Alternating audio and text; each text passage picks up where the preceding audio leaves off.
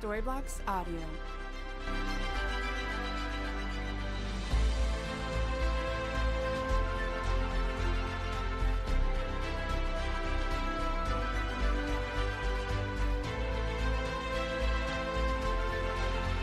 Storyblocks Audio.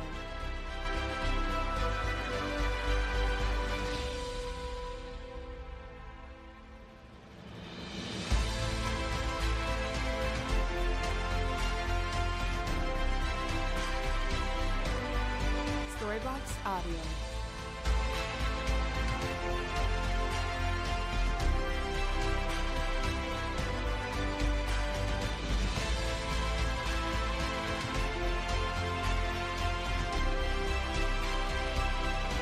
Storyblocks Audio.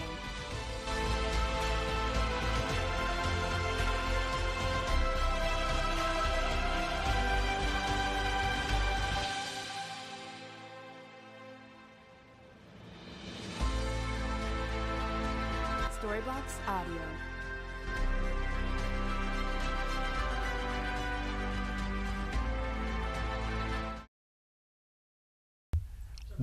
Welcome everyone to the Choose to Change Foundation.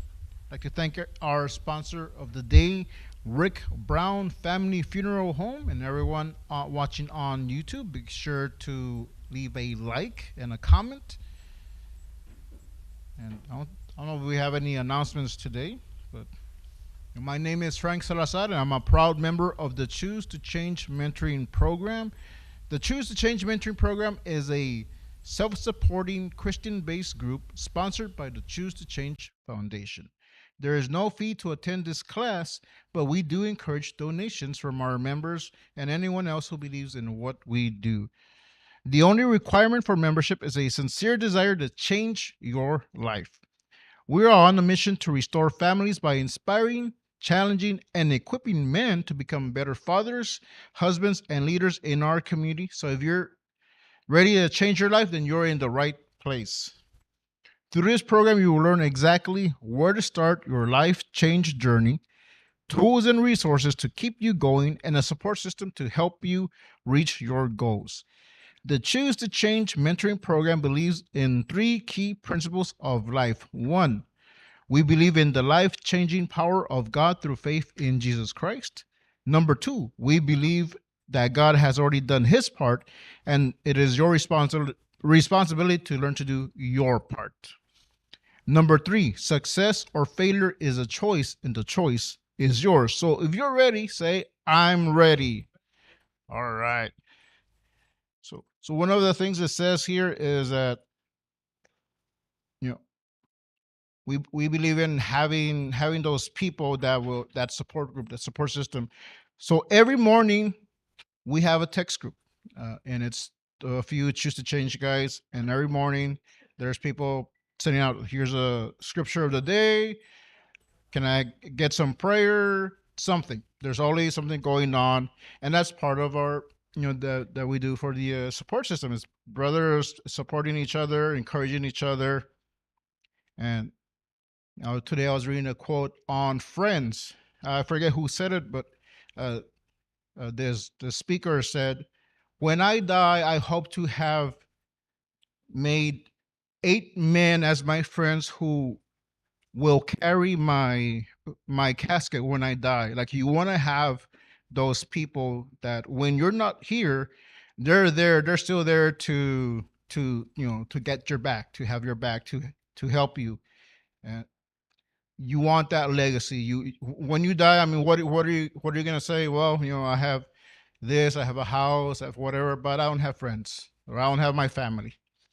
So that's something that we try to build here, is friendship and a support system. That's all I have to say. I'm going to turn it over to our CEO and founder, Orlando Salinas. Right.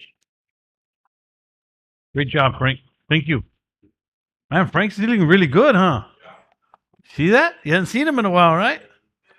He's doing very, very well. Welcome, guys. I want to welcome everyone. Thank you for coming. Thank you for showing up. Let me copy and paste something really quick here. You know what? I'm just going to read it out of there. All right.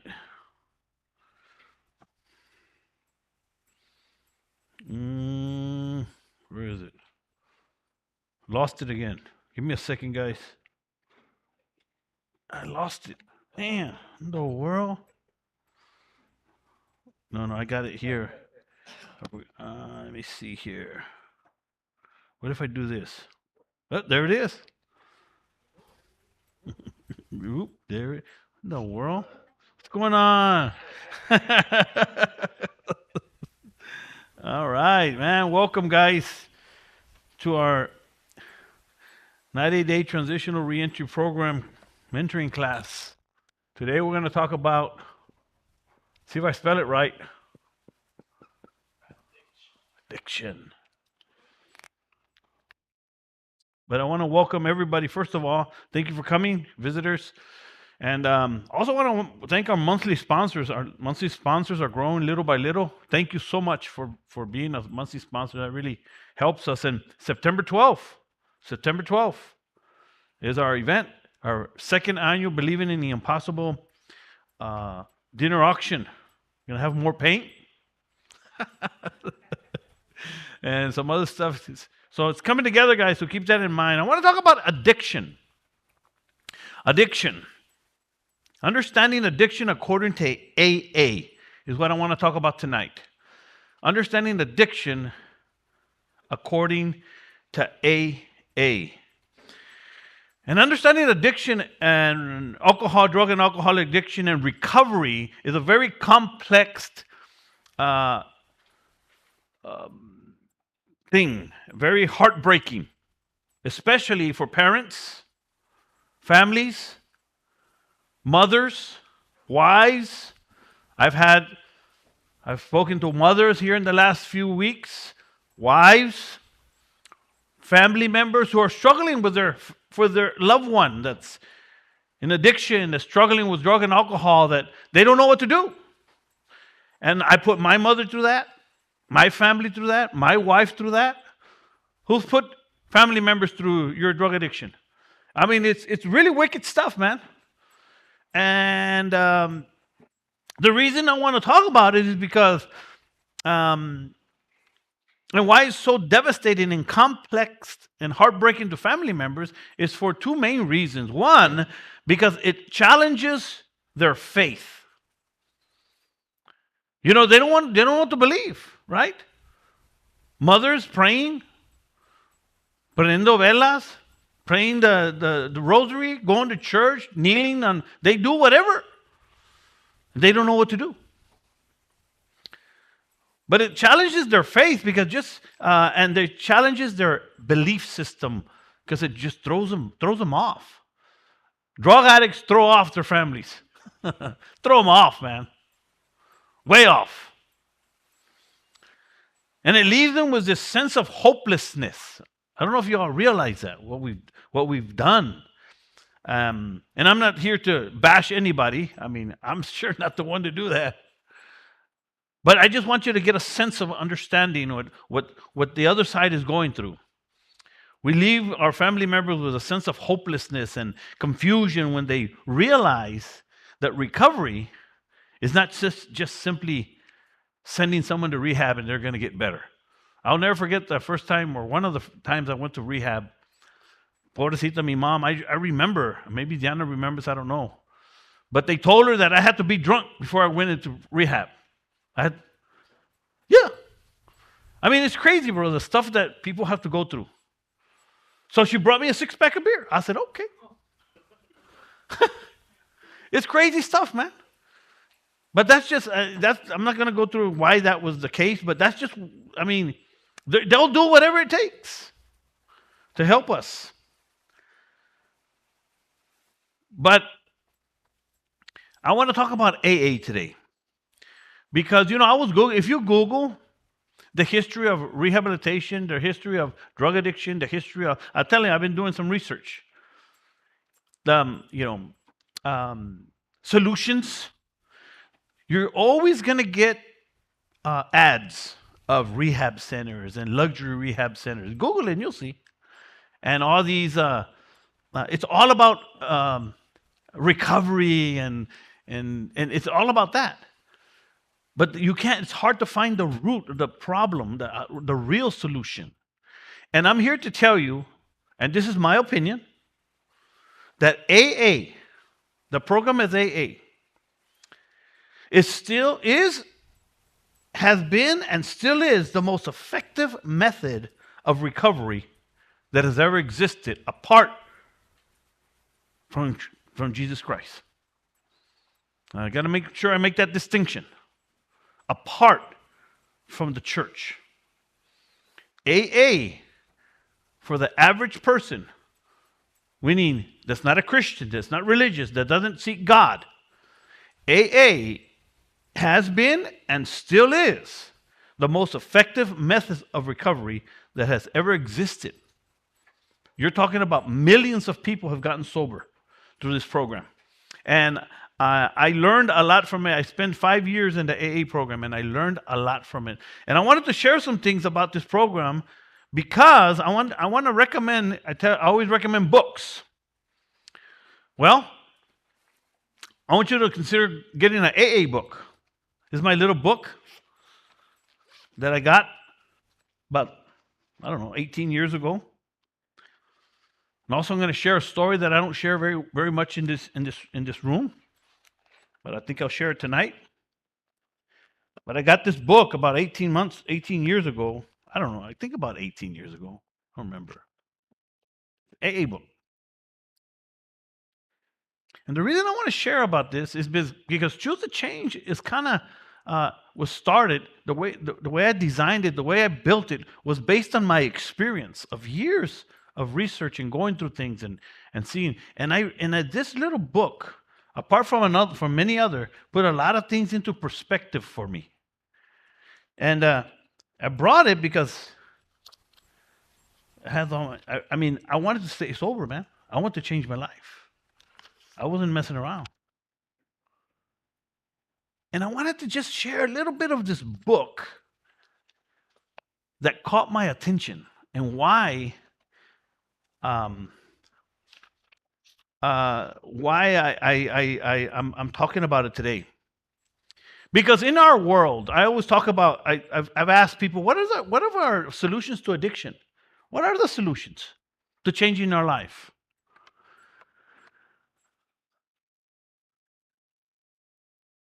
Where do you go? Who do you turn to? You know what? ¿Cómo? Hobby? Okay. He says, hobby. Okay. For alcoholics, hobbies are usually drinking. For drug addicts, a hobby is usually using. It's interesting you say that, because today you're going to learn about drug addiction, about why people do what they do. Who's ever seen drug addict in action? I have my family.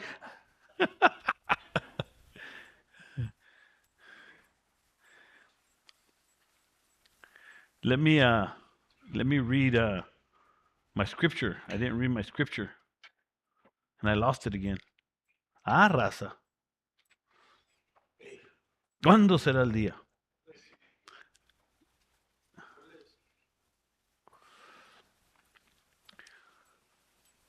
There's 3 main solutions that I like that a friend of mine gives when it comes to getting sober, changing your life, overcoming mental disorders. There's 3 solutions that a friend of mine gives.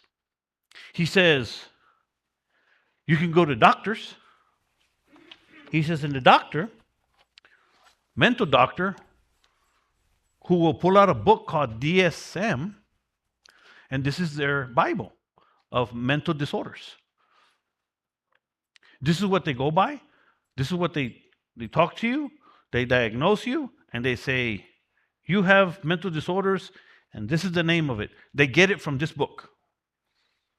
Okay? That's why when you Google recovery and addiction, you're going to get these ads of recovery homes and recovery detoxes. They're doctors. Because it's a mental problem, is what they say. There's something that happens in our mind, and it's true. AA was the first one that brought that up. I don't know if you all know this, but AA was the first program or organization to call the disease or the problem of drug addiction and disease a disease before these guys even did. But anyway, that's one solution. This is the world solution. You go to them, they're going to prescribe you some drugs, maybe some counseling, but usually some drugs because that's where the money is. The other solution that my friend gives is a gun. He says, I just want to kill my worthless self. That's what he said. He said, and that was one of the solutions that I wanted. He says, many times I put the gun in my mouth because I just wanted to end it all. Remember, he was an alcoholic addict. Didn't know, wanted a solution. He says, but I settled on the third solution. He says, God, Jesus Christ. He said, I gave my life to Jesus Christ, and I haven't had a drug since. That's what he said. And he was taking all kinds of drugs.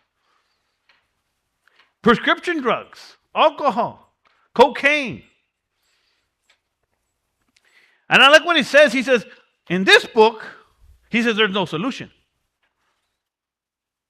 Only, who can remember what he says? No solution, he says. It's only a treatment, something like treatment, but it's just a Band-Aid. It's just coping. He says, with this one, they're going to teach you how to cope with your problem. This one gives me a solution.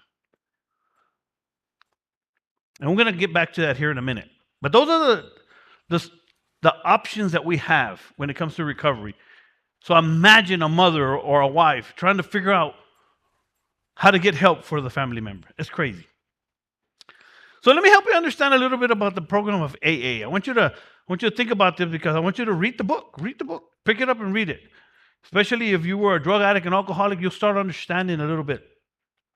But let me just tell you the history a little bit about AA. AA was founded in 1935. It was founded by a man named Bob Wilson. Bob Wilson was a stockbroker. He had money. These guys had money, but he was an alcoholic, and he couldn't stop drinking. He'd mess everything up. He'd make a lot of money. Bam! He was one of those guys. Get up there and mess it all up. Even he's going to go. He says a story where he says he was going to go to this meeting, and this is going to make him millions, and he didn't make it to the meeting. You know why? Because he drank again. Lost everything. But this is him. And then it says that he finally found help, and I'm going to read a little bit here in a minute. But basically what happened is he found God. Got saved, changed his life. But he was so excited about his life change that he wanted to help others. And that's how AA got started in 1935. And it's a long story, but that's the basic essence of it. There's a guy named Dr. Bob. But let me just show, I marked a few things here that I wanted to just share with you of what caught my attention about this book. I started reading it, and listen to what this says. We of Alcoholics Anonymous are more than 100 men. There was only 100 men that had stayed sober when they wrote this. Think about that for a minute. In 1935. No, 39. It started in 1935, and they're writing this in 1939. Listen to what it says. We of Alcoholics Anonymous are more than 100 men and women who have recovered from a seemingly hopeless state of mind. That caught my attention, brother. I read it, it gripped me. Because they're talking my language. I said, man, it's like they were talking to me. He says, we have recovered from a seemingly hopeless state of mind. attention, man.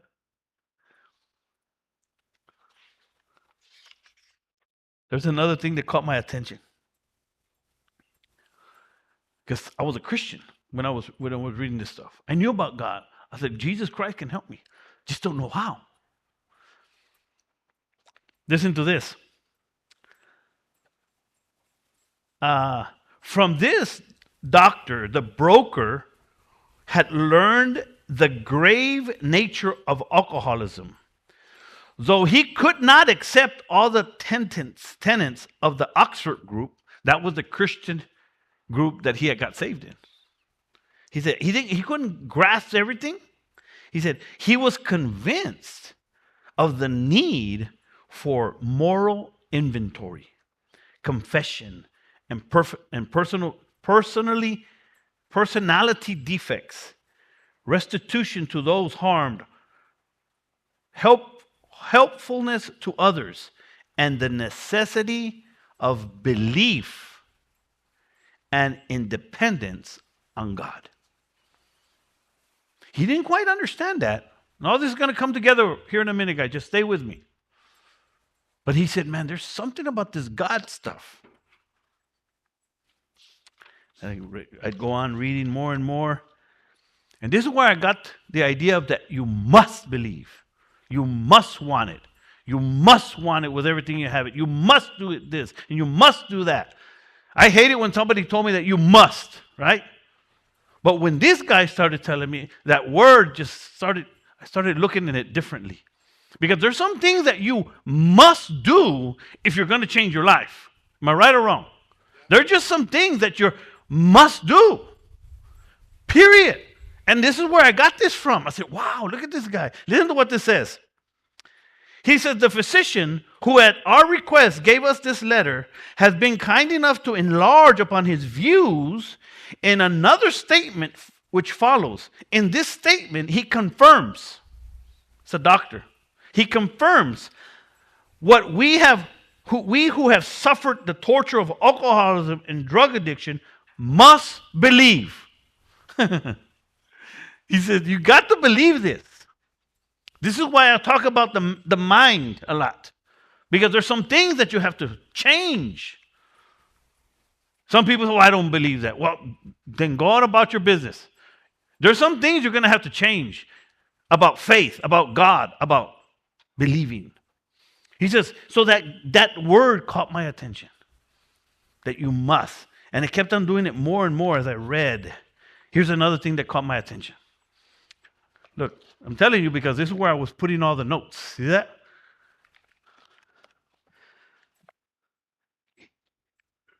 He talks about how the message to other people that are suffering, this is why I have such impact with other ex-convicts and drug addicts, brother. Because what I'm sharing, they know that I know what I'm talking about, right? So I got this from here. Listen to this. He says, where is it?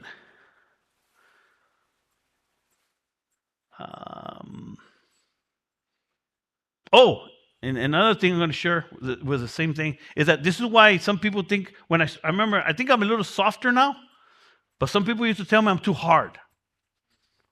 I'm too hard. I don't care. You know. That I've been told that I'm too hard.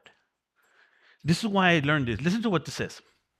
He says, once drug addicts are hooked and that you can't stop them no more, listen to this. Frosty emotional appeal seldom suffices. Let me read that again. Frothy, something like emotional appeal seldom suffice. I had no idea what he was talking about. But you know what it said? Anybody want to know what he's talking about there?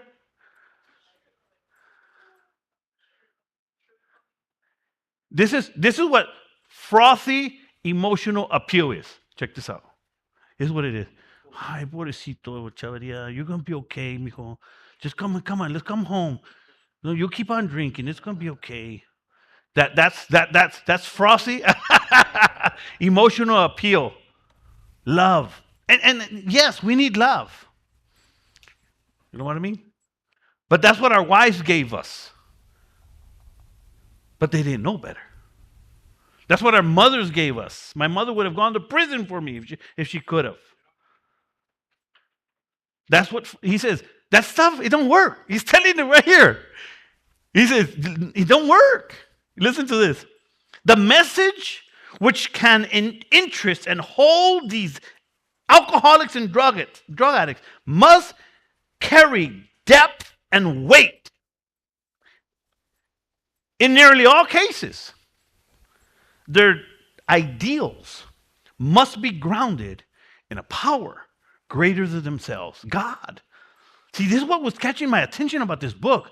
It's kind of like they were like tiptoeing on this God thing. I said, they got something going on here. I talk a lot about the mind también, ¿verdad? He went on to say, faced with this problem, that we couldn't stop drinking, that we were loser drug addicts, that no matter what happened, I kept on drinking, kept using, kept messing up. Listen to this. Faced with this problem, if a doctor is honest with himself, this is a doctor writing this, by the way. It's called the doctor's opinion.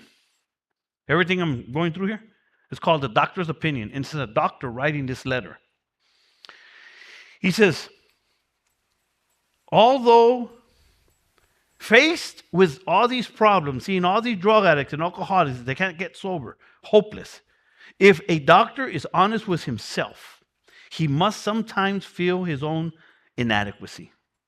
And I guarantee you, there's doctors out there. I'm not going to go. Although he gives all that he has in him, it's often not enough.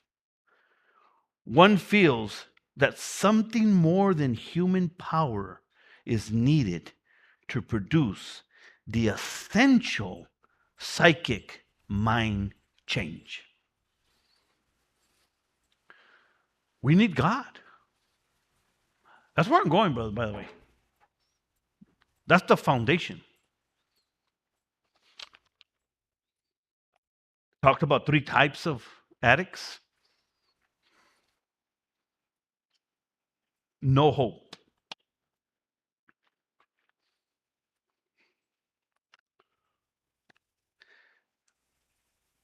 Listen to this.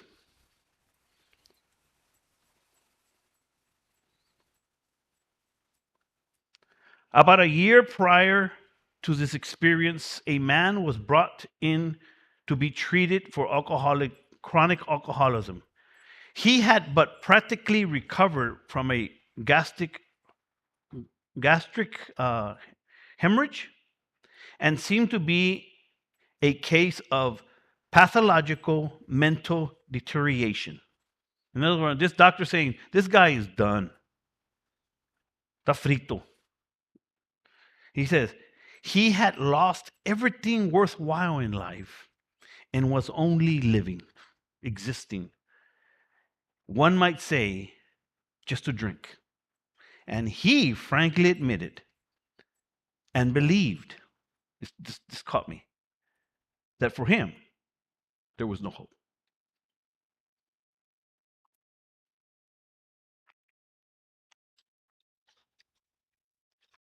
And then I remember reading this. Hopeless. He said, but it isn't so difficult. About half our original fellowship were of exactly that type. Listen to this. At first, some of them tried to avoid the issue, hoping against hope. We were not true alcoholics.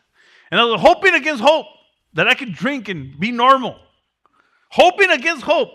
But after a while, we had to face the facts that we must find spiritual basis of life, or we would die. To one who feels he is an atheist or agnostic, listen to what he tells him to this guy. Such an experience seems impossible, a spiritual experience. God. He says, But to continue as he is means disaster. Especially, listen, get a hold of this, if you are an addict or an alcoholic of the hopeless variety. Can you see why this gripped me, brother, when I was reading this?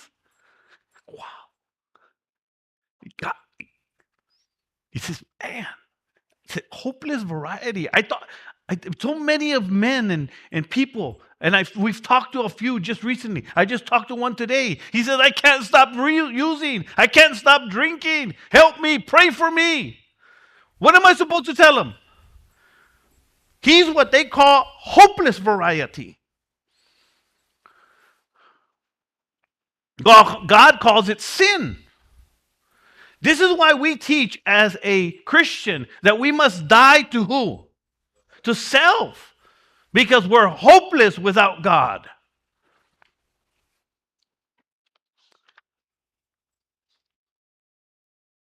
Powerful stuff, man.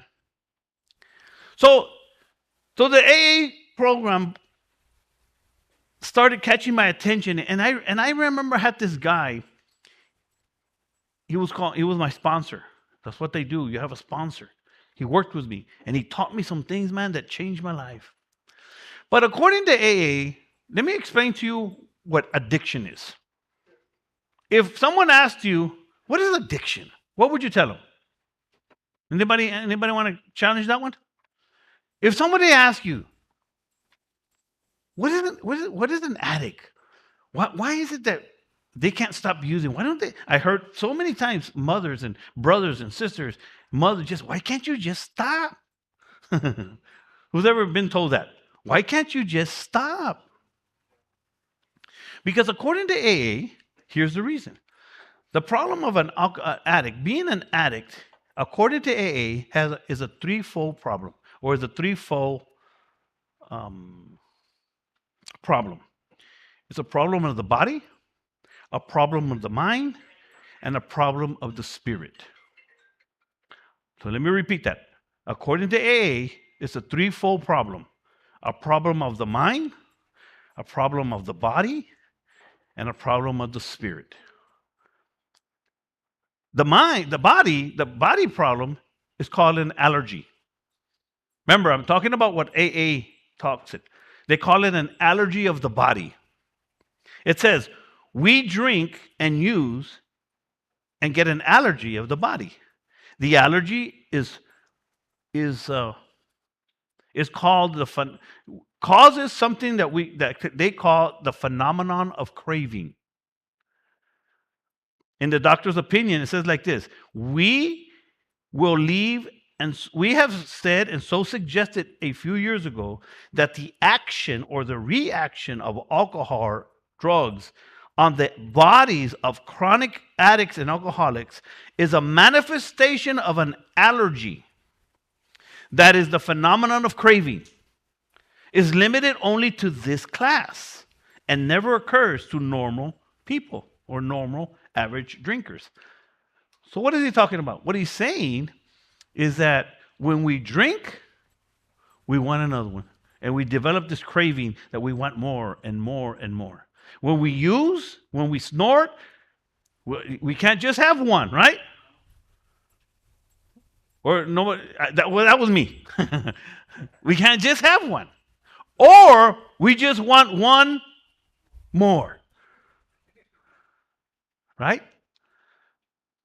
He says that's what happens to this addict that has this disease. They call it a disease. We call it sin. Because there's no solution for sin except a spiritual solution, a spiritual experience. So that's the one part. The body. He says, and then there's the other part is the mind. Listen to what he says about the mind. It's called, what happens is that what brings us to drinking again is this obsession that somehow, some way, we can drink with no problem. with this obsession that this time we're going to be okay. This time we're just going to drink 1 6-pack. This time we're just going to get 120. This time we're just going to drink on Fridays. This time we're just going to drink today. This time we're just going to drink on special occasions. This time is going to be different. That's called a mental obsession. They call that part of this sickness, part of the disease. We have a mental obsession that somehow we can drink and not have no problems. That's what they call it. And I started reading this and learning. I said, man, that sounds weird, but man, makes a lot of sense. It's like they're reading me. Because the mental obsession was the mental obsession, my sponsor told me, was the mental obsession, you never know when you're going to drink. Was the allergy, once you drink, you never know when you're going to stop. That's crazy. I started getting this. He says, but the third part, that's the 2 parts. But the third part is the one I want to close with. It's the spirit. They call it a spiritual malady. A spiritual malady. Who's ever heard that word before? A spiritual malady. And that's the part that so many people don't talk about in AA because it's the least understood. That's the part of God. That's the part where God comes in. And some people feel uncomfortable with that. But that's why I tell everybody, that's why at the beginning of this, you're going to need some faith. This is where all this coming from, by the way. A lot of this stuff. You start here, right? Desire. You want to change your life. You want to stay sober. Then you're gonna have some faith. And this is why the third one is mindset. Because this is the core. It's the core.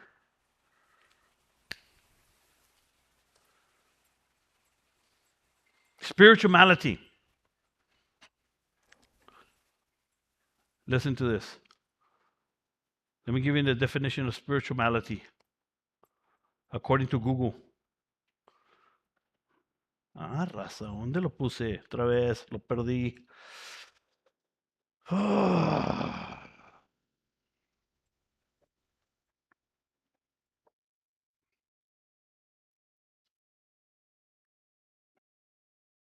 You know what the symptoms of spirituality is?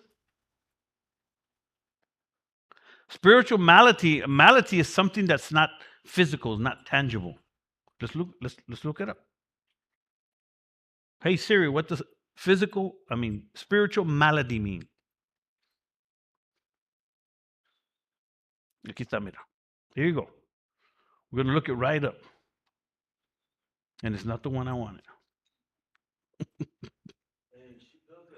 She does it, right? See, it's not all my fault.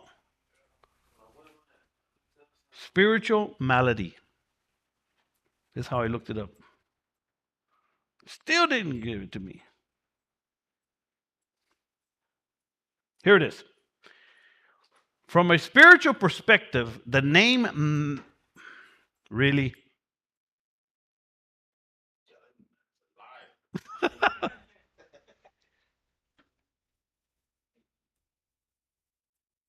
It's going to give me the definition of spiritual melody.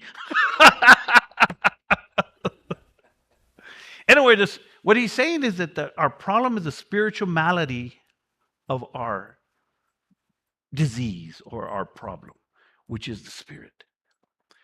He says, if you don't take care of that one,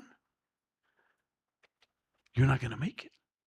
He says, this is why you see people that have not drank or used or changed their life for 2 years, 5 years, 10 years, 15 years. And all of a sudden, after 15, 20 years, they're sober. They've changed. They have a great, but yet they fall back right into destruction or alcoholism or depression or because they stop drinking. They stop obsessing. They stop obsessing. So why did they go back to drink? Why did they fall apart? Because of the spiritual malady. Because they never took care of that. Listen to what this guy says.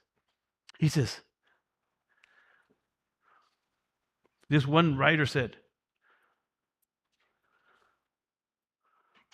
he says, of course, these things can be the classification of unmanageable, but they are the external the unmanageability that the step one is pointing to is the inward unmanageability of our lives. That's why it's inward. There are many names for this inward unmanageability. He says some refer to it as an untreated alcoholism. Others use the word benevolence, something like that. He says, our book promises us that when the spiritual malady is overcome, we strengthen our mentality and our physiology. When we take care of this, we strengthen our mentality and our body. That's what it says. Can you see where it's going? It's like, it's God. You need God.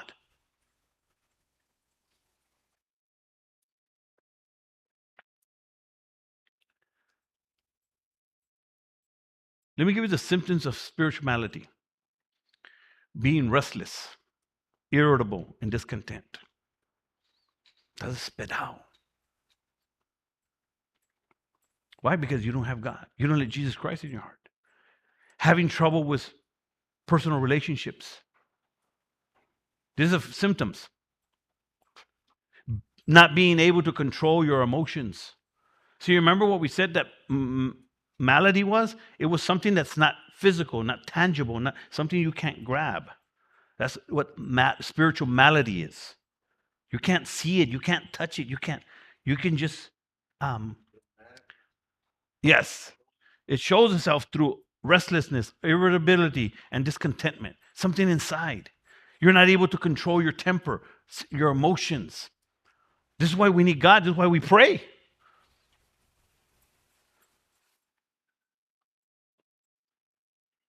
Being depressed, not being able to make a living, or a happy and successful life. Having feelings of uselessness. And the reason I put these like this is because the mind and the spirit kind of work together. You see that? Unhappy. These are symptoms. Inability to be of real help to other people.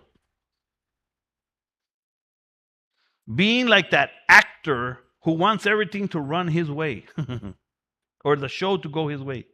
Being driven by 100 forms of fear, self-delusion, self-seeking, and self-pity. These are the symptoms of spiritual malady.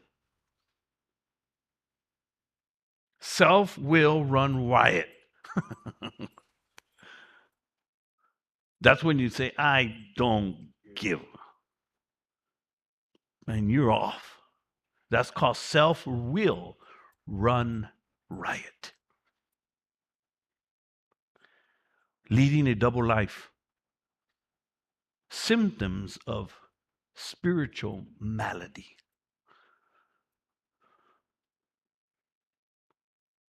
These names, just a few of the symptoms, he says, of spiritual malady that's described throughout our text. They talk about them in this book. But still in all, he says, these are just symptoms of the spiritual malady. But what is it really? What is the driving force of the symptoms? This is what Choose to Change is all about. Coming to a close here. What is the driving force? What is the answer? What is the solution? He says, it's all on page 62. I gotta read it to you, man. You know, as I close, guys, I spent 5 years. I'm going to talk about the solution of spiritual malady. Before I give the solution, let's pass around the donation bucket. I brought my donation today. We're going to close with a solution of spirituality. Does anybody have any question up to now? I talk about that supposedly addiction is a threefold problem. Here goes, Señor María. Este es el donation que me dieron. We pass around this donation bucket we're a self-supported group. If you have a dollar or two, that's fine. If you don't, no problem. Nobody, you don't have to give. But we're always seeking donors and monthly donors and people to help us as we continue to teach men, teach families, teach individuals how to change their life. Today we're talking about addiction according to AA, and I really like this. Have you learned anything? Has anybody learned anything? The mic, the mic. I'm just putting it out there, just so that way I kind of want to hear it because I kind of already know. But I have people that I know, right, that in my family that they're social drinkers, Yep. right, and I want to know what could happen if they wouldn't be social drinkers and how much that would change for them in their lives. I just want to see what kind of What kind of? Okay, so let me understand the question. You say they're social drinkers. In other words, they're okay. They go to work. They have family. They're good. You know, just like a lot of people do. Cook out on Sundays, drink their beer, watch football. No big deal, right? Monday morning, they go to work. Everything's cool. I've seen a lot of them. See, that's for an addict and a drug addict, according to AA. That's like we look at that and we say, man, why can't I do that? But the question is, what if they stopped? How much better could their life be? Well, let me give you my opinion. Number one, I think their life would get better, but I don't think they know what to do with themselves because they don't have God in their life. They don't think serving others is the best thing to do. What would they do? See, because really drinking and drugging it takes a lot of time and effort. So then what I see, in my opinion, is that's all they have, brother. That's how they have fun. I mean, isn't that what we did? We just took it to the extreme. That's how you enjoy your life. That's how, watching a game and just shooting the breeze and drinking and spending hours. Because why? Because everybody's content, no problem. Or at least the husband is, or whoever's drinking and drugging or drinking. But I think they could do more if they wanted more. The thing is, they don't want more. They're content where they're at. No matter where they're at, they're content. They can have little money. They can live in the hood. They can live in a mansion. Either way, they're content with where they're at. So then that's okay. I have to accept that, me personally, that's not me. That's why I like my life, because I wanted more in life. And when I found out that I could do more, brother, that wired me up. I said, man, I'm going to change my life. See, they'll never get there because they're content. They're okay. They've settled. That's my opinion. Anybody want to answer what he just asked?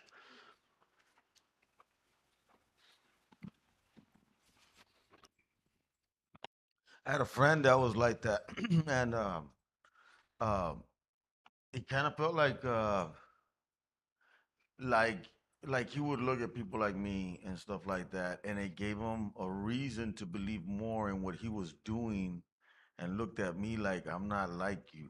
Like I'm not. You're the one that needs the help. It's Mm-hmm. not me. So it kind of fortified where he was at in his mind.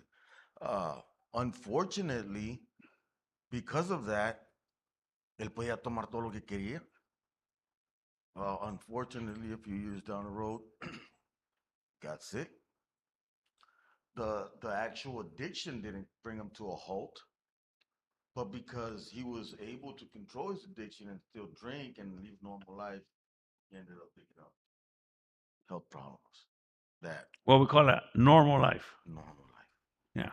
end up in the hospital, with stuff that with the cirrhosis and all that stuff. And so, that's what I think is kind of dangerous too sometimes is that people that have that, sometimes they think that way that, listen, I don't change.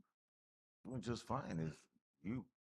You're the one that needed it, Juan, not me. Mm. And then, unfortunately, eventually it'll catch up. Yeah. So let me get a water, please. Can you give me a water, brother? Um, yeah, no, what did you say that caught my attention there? Yeah, and sometimes I wonder what's worse, being able to do that or being an addict. I don't know which one's worse. Because being an addict, at least once you get out of there, man, you can skyrocket to places you would never thought. But not believing that there's nothing wrong with you, because the Bible teaches us there's something wrong with us. We're sinners. You'll never get anywhere, and then finally, by the time you realize it, that disease or that alcoholism or that habit already got you. Slowly, just eating at you. Cirrhosis of the liver, getting bigger. Marriage problems, money problems. Just Yeah, she has the mic back there, brother. that was going to be my point. In Hugo's eyes, when he sees, it appears to be okay. But is it really okay, or is this people that they get hangovers and they get headaches the next day? They get to work late. They sleep a whole day and waste a day away. All Sunday. Things like that. That's what it appears that they can. They're handling it because nothing's happening in their lives, adverse or bad. Mhm. But is it really good? And like you said, they can do better. But there are adversities. There are Oh bad yeah, things. they have. That's what I meant by normal people have their own problems. Yes, sir. Yeah, I think I just want to add something on what he was saying about this person telling him that he didn't have the Get problem. it closer, brother. He didn't have the problem as he did. But I believe these people that don't recognize that they have a problem fall into what you were reading, being different kind of hopeless. Yep. You know, they fall into that group also. A But different kind of hopeless. I like yeah. that. I'm going to touch on that here in a yeah, minute. and I'm gonna pass it on that. No, here. So let me give you an example, because we're talking about good people here. Okay. I'm sure your friend was a good person, right? Well, let me give you a personal experience. My father. My father was a good person, hard worker, cared for his family, loved his family the best he could, the best he knew how, provided. I mean, my father was incredible, but he was an alcoholic. He could handle it. We went to work. You know what he taught me and why I was such a hard worker?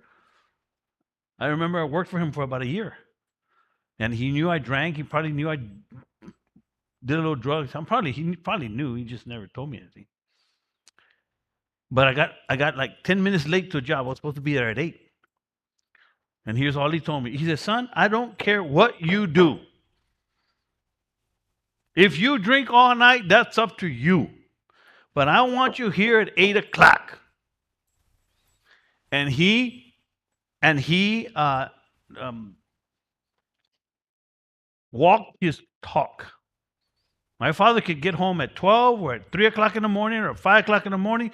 But by 7 o'clock in the morning, he was in the shower singing. I remember he'd go up in the shower and I'd hear a yell. Oh! I didn't know what that was. You know what that was? He'd jump in the shower with cold water, just turn it on to wake up.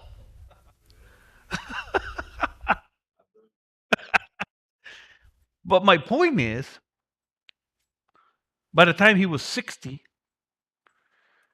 he had diabetes, high blood pressure, and he was bedridden for the last 20 years of his life.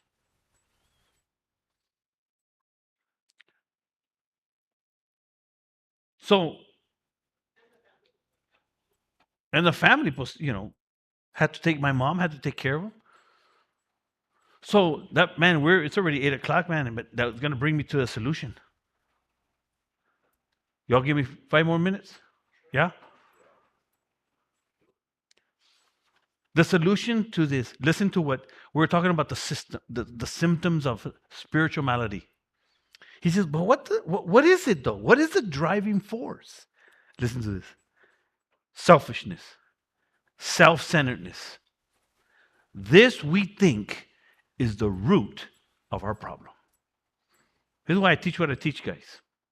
He says this selfishness, self-centeredness, as some people refer to it, it drives us to respond to life situations with the above symptoms as well as the disorders of addiction and other alcoholism. Ask yourself if you're suffering from this spiritual malady. Practically, if you haven't had a drink in a while, but what condition is your inner life? What is your spirit, he says. Listen to what this guy say right here.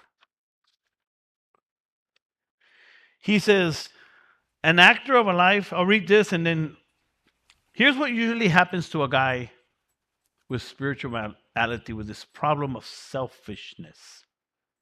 He says, usually what happens, the show doesn't go off very well for him. He begins to think that life isn't fair and doesn't treat him right.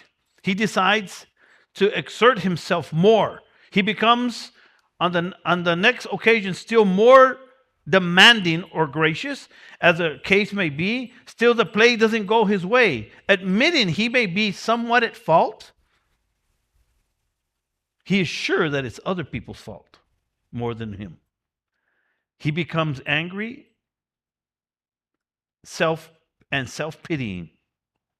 He says, our actor is self-centered, egotistic, as people like to call it nowadays. He is like the retired businessman who toils in the Florida sunshine in the winter, complaining about the state of the nation. The minister who sighs over the sins of the 20th century. Politicians and reformers who are sure all would be utopia, sound like Democrats, if they would only do it their way. The outlaw safecracker who thinks society has wronged him. Who's ever known people like that? That it's all society's fault. And the alcoholic who has lost everything and is locked up. Whatever our excuses may be, are not most of our concerns with ourselves, our resentments, and our self-pity? Isn't that what we're really thinking about? Ourselves, our resentments, and our self-pity? And then he says, self-centeredness, selfishness, that we think is the root of our problem. He says, driven by 100 forms of fear and self-delusion, self-seeking, self-pity. And I'm reading this, man, and I'm like, man.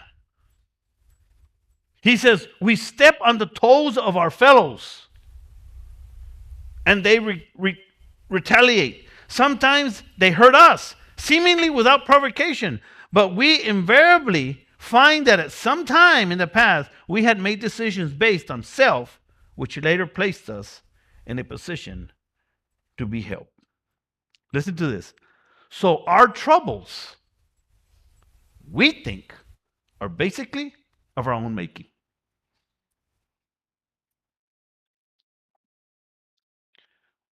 Who do I tell you is the problem? Always tell you. The man in the mirror. This is where I got it from. Because I got a revelation. I found out it's not my wife's problem. It's not my sister's problem. It's not, the problem isn't my mom. The problem isn't the judge. The problem isn't the parole office. The problem isn't the system. The problem isn't the Democrats. It's not the Republicans. It's me.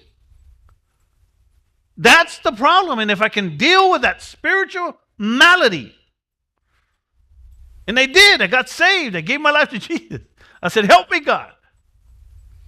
He says, so our troubles, we think, are basically of our own making. Listen to this. They arise out of ourselves.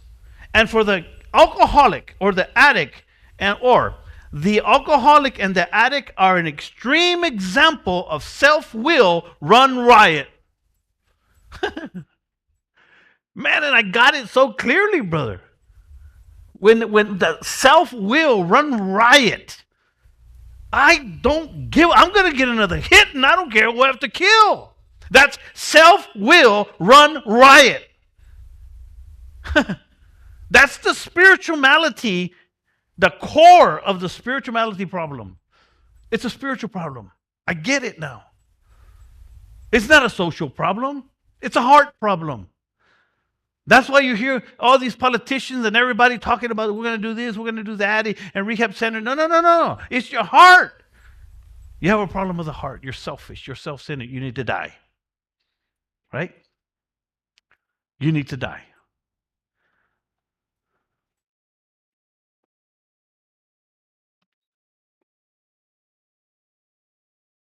Isn't that what it says in the scripture? That we need to die to self? That's what they mean. Unless you die, you can't live.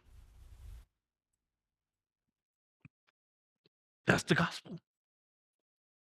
That's how we deal with spiritual malady. That's how we deal with our addiction. With God, Jesus Christ. Listen to this. And if you don't believe that, listen to what they say about it. I'm telling you, you must believe. That's why I came up with believing in the impossible. Because you're going to have to believe that. You're going to have to. Listen to this. They arrive out of ourselves, and the alcoholic or drug addict is the extreme example of self-will run riot. Though we usually don't think so. Above everything, we addicts, we sinners, we alcoholics must get rid of selfishness. We must do it or it will kill us. That's what it says. That's what it says. I circled it, underlined it, and I said, man, these guys are out of control. It's like they knew. He says, above everything, we must get rid of this selfishness, and we must, or it will kill us. But guess what? God makes that possible. They know that. But they call it a spiritual malady. Something they don't quite understand. And there often seems no way to entirely get rid of self without his aid. That's what it says. Many of us had moral and psychological convictions galore. Let me read that again. Many of us had moral and psychological convictions galore. Was that your friend? That's him. He had his moral, psychological convictions. You need it, not me. Yeah? He was a moral guy. That's what it's saying. But we could not live up to them even if we tried. Neither could we reduce our self-centeredness much by wishing it away or trying on our own power. Listen to this. We had to have God's help.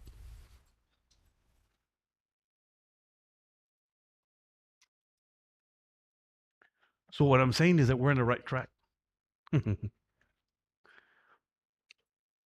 5 years into this program, I said, if I'm going to commit my life, I had to make a decision. Do I commit my life to AA or do I commit my life to you? To my church, to my friends who need help, who will never step into the program of AA, but they might step into a program of Choose to Change. Next week, I'm going to do a second part of this. I think this is good. Want to hear more of this? So that's why I know for a fact, reality is that AA is the number one, still is, the most effective for staying sober, not saved, sober.